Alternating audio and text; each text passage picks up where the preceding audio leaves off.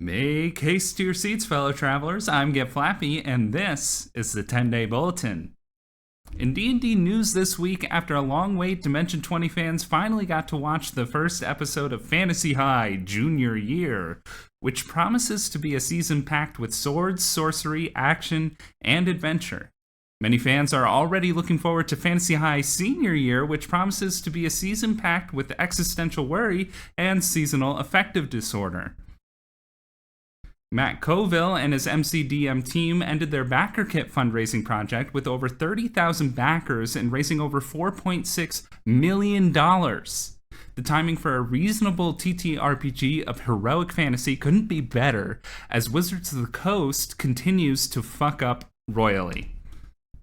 In the last year, Wizards released unpopular content for 1D&D, walked back their open gaming license to protect their IP over content creators, saw the release of a D&D movie which turned out to be a box office flop, sent Pinkerton agents after a YouTuber, saw Disney enter the trading card game market, published AI art, promised to never publish AI art again, fucked that up, laid off over 1,000 employees. Needless to say, Wizards of the Coast had a terrible year. And things aren't looking better this year. Their New Year's resolution was to never use AI-generated art ever again. Mine was to post more YouTube videos. One of us is still going strong, mostly because he only posted 2 YouTube videos last year. And one of us is Wizards of the Coast. A new trailer from Bandai Namco released last week for an anime series adaptation of Akira Toriyama's Sandland. The Dragon Ball creator's world seems like Mad Max meets anime, and in classic Dragon Ball Z fashion, it features a little prince we can only assume has an inferiority complex and a bad British accent. And as if only to let us know this is an anime, he wears goggles on his head. I used to try this look back when Digimon first came out, and just like in anime, I never actually used the goggles on my head, even when it was appropriate. This week, a new video game called Palworld is launching on Xbox Game Pass. Palworld, as far as we can tell, is Pokemon, but with guns. It turns out the one thing keeping American conservatives from embracing evolution was, you guessed it, giving Pikachu a Glock. This is unintentional promotion. Now, seeing the trailer for Palworld, it actually looks like a fun game. At first, it's a bunch of really cool shots of these cute Pokemon creatures, and then we start to see some things. There's obviously some intentional imagery going on here, but we have no idea what to make of it. The Pal's building with hammers and tools, which is about as unnerving as Macho's existence. Is he a guy? And does he make a wage for all the construction work he does? And is he single? By the way, when you do a Google image search for just Machoke, they let you know, don't worry, we blurred all the porn. Then there's this eerie scene. Is the chicken a pal? Like, is he their friend? It feels like a dark version of Rudolph the Reindeer when instead of excluding him from reindeer games, Dasher and Vixen got together and were like,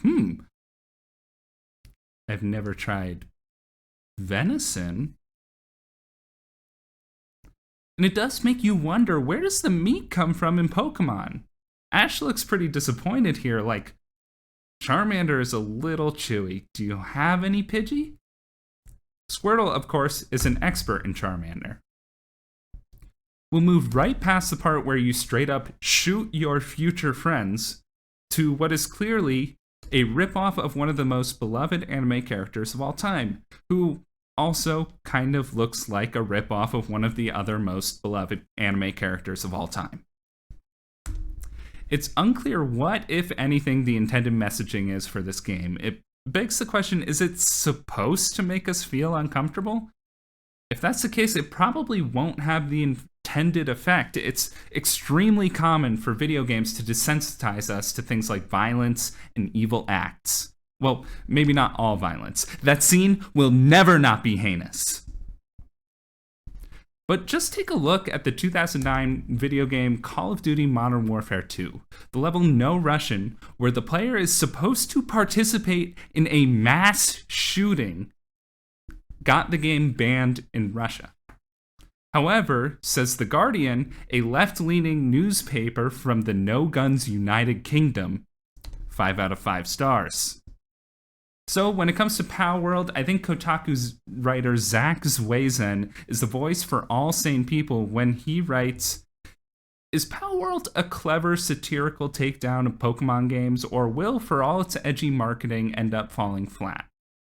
I'm not sure, but I do know one thing, the game is out soon." That was unintentional promotion for the game Palworld. Finally, before we sign off, since this is our first show, we don't have a sign-off yet, so I'm going to leave it up to YouTube. Let's see some of your best sign-off ideas in the comments, and throw a thumbs up my way while you're at it. Until we found a good one, I'll be signing off with nursery rhymes. That was Tenday Bulletin. I'm GetFlappy. Row your boat gently down the stream.